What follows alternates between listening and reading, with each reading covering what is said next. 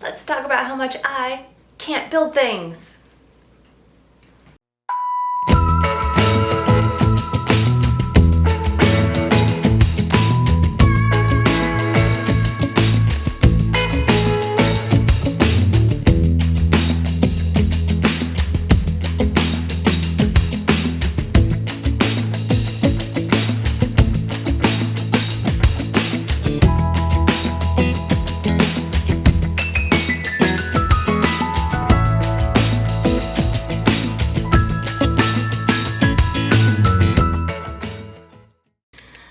Okay, so to be fair, I can build things. I'm not trying to put myself down, but I want to share with you all my process of building this shelf climbing thing that I made for Aries and what not to do.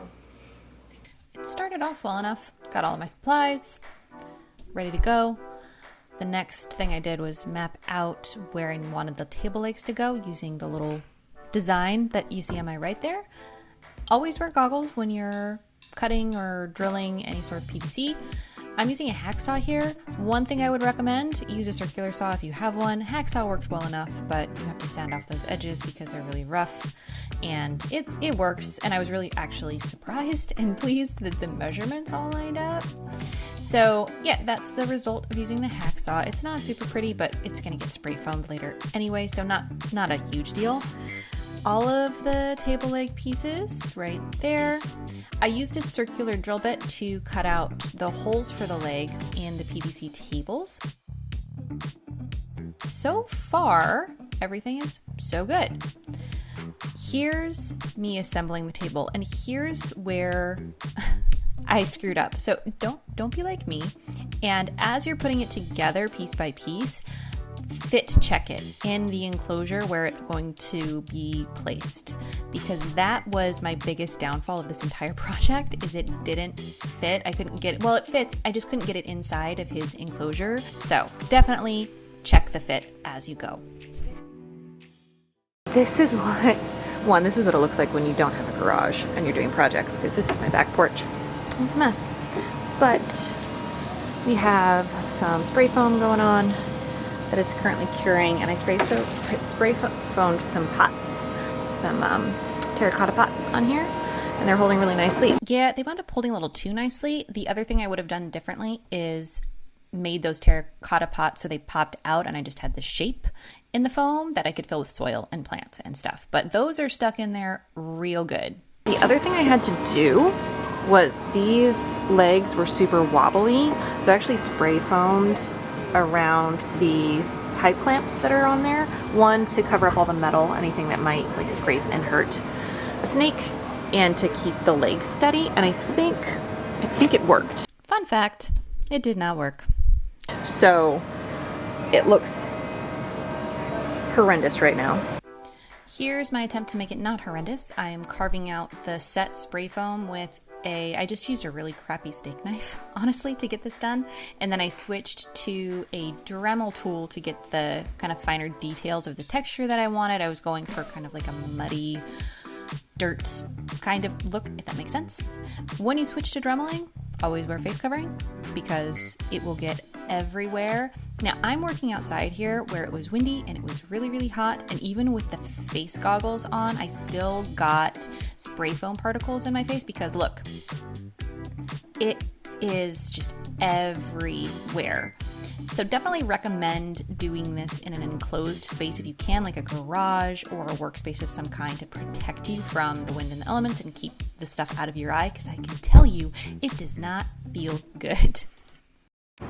So now that I look like Frosty and the Abominable Snowman had a baby, I'm gonna go take a shower. Sorry, Spencer, I got your Coiled shirt. Very, very disgusting. So that's also gonna need a watch. Spencer over at Coiled Retics, amazing dude. Go follow and watch him as well. So, all right.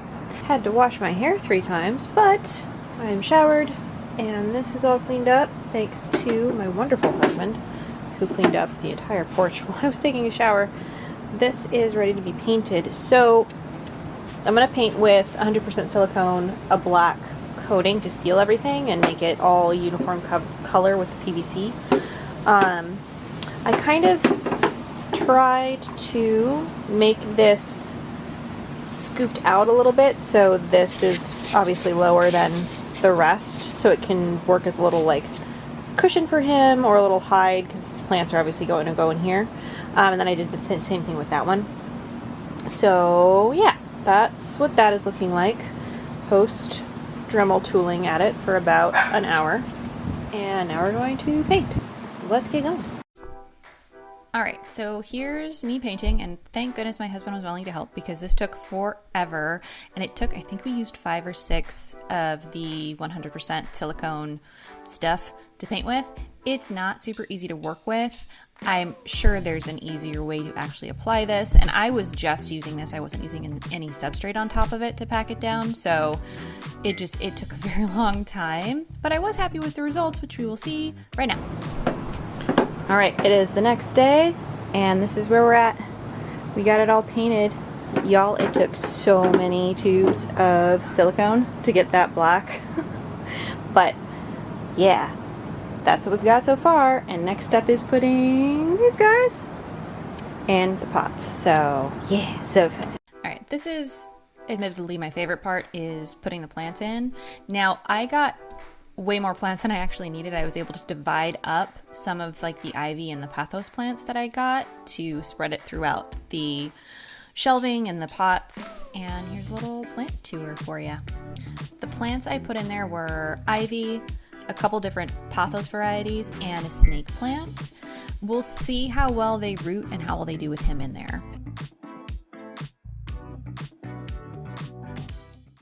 Overall, I'm happy with what it looks like, the aesthetic of it, all of that stuff. There's several things I would have changed and know to change in the future, because I'm sure this won't be my last build. I do love creating and building things. I think that's really, really fun.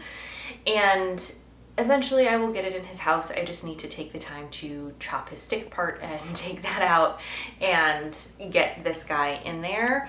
So in the meantime, looking at the bright side of things, I actually now have a chance to let the plants root a little bit, which, since they'll be in there with a reticulated python, not a bad thing, because he likes to squish things. Still don't know how well it will work.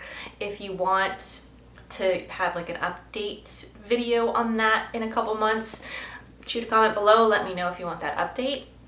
As always, thank you so much for watching. If you want more snake content, hit that subscribe button. You can also follow me on Instagram.